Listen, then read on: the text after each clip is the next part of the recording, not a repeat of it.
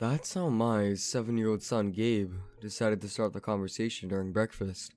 Choking on my eggs, I managed to sputter out. You saw who in the bathroom? Mommy. He giggled before looking back down at his plate. I was shocked. My mind raced as I thought back to a few months ago. Back in August, my wife died after drowning in the bathtub. She had seizures all throughout her life, with this one ending it. Did he see her there? He couldn't have. He was at school. I remember dropping him off. So, I said, speaking above the lump that formed in my throat. What else did she say to you? She said she loved me very much and that she couldn't wait to see me soon. Soon? I thought you said that you saw her. Well, I heard her talking to me. It came from the little spot where all the water goes away. The spot where the water goes away? Huh? Yeah. I checked the microwave clock. 7:35. I ushered Gabe out the door and towards the bus.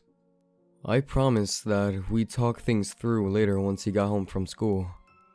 In the meantime, I did chores, checked LinkedIn, and finally settled down on the couch and scrolled Reddit.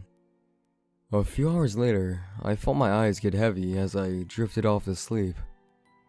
A dream materialized. The same dream I've had for the last 16 months. In it, I'm walking up the stairs. It always starts there. No getting out the car, no opening the front door. Always the stairs. I call out for my wife, the echo traveling around the house and falling on deaf ears.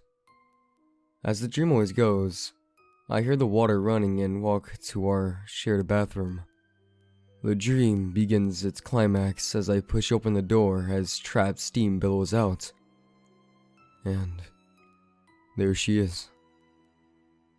My love, my life. Her body blue as she rests in the bathtub.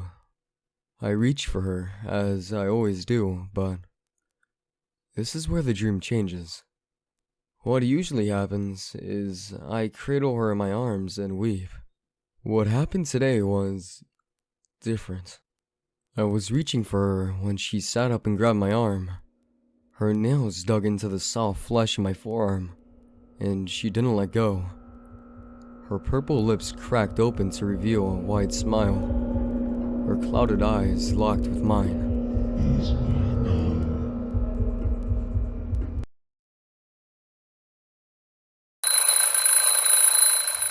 I woke up, drenched in sweat and breathing heavily. My phone was ringing and the call said that it was coming from my son's school.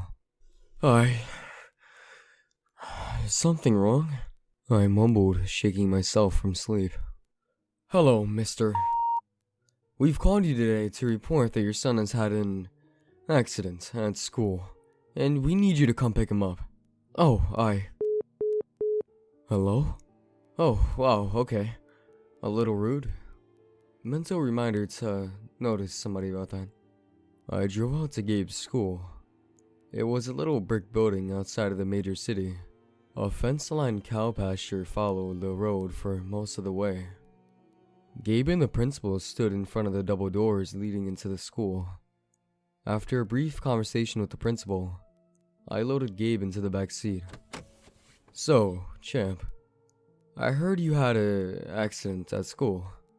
Could you tell me what happened? He shuffled around in the car seat before answering. Mommy found out that I told you. Well, why is that a bad thing? She said she'd have to hurt you. The clock struck 8:30. I picked up Gabe and brought him over to bed. I tucked him in and I kissed him goodnight. Good night, Gabe. Sweet dreams, I cooed. Good night, he replied, already drifting off to sleep. I turned off the overhead light and flicked on his nightlight. It was one of those standard ones that had stars that spun around the room. After closing the door, I silently made my way to the bathroom. I hadn't checked it since Gabe told me about what he saw. In the light of the hallway lamp, I could make out a figure sitting in the bathtub. Behind the shower curtain, a figure with straight, long hair. What the fuck? I brought my hand and brushed it against the curtain. Shakily, I grabbed the curtain and flung it open. Nothing. There was nothing in the tub other than a few bath toys and a bottle of 2-in-1. I sighed in relief, and then I heard it. A whisper, almost inaudible, yet clear enough to hear 2 words. Come closer. Leaning into the tub, I inched towards the drain. The whispers got louder. I lifted the little cap and peeked inside. Inside were 2 eyes and a row of razor-sharp teeth. Its clouded eyes locked with mine, and it began speaking. It spoke in the voice of my wife. It told me things. Horrible things. For a very long time. It told me to hurt people. To hurt Gabe. To hurt myself. Even after leaving the bathroom, I could still hear it. I locked the bathroom door after leaving, but I'm not sure that it'll hold. In fact, I can hear the shuffling in the bathroom right now. That thing's not my wife, right?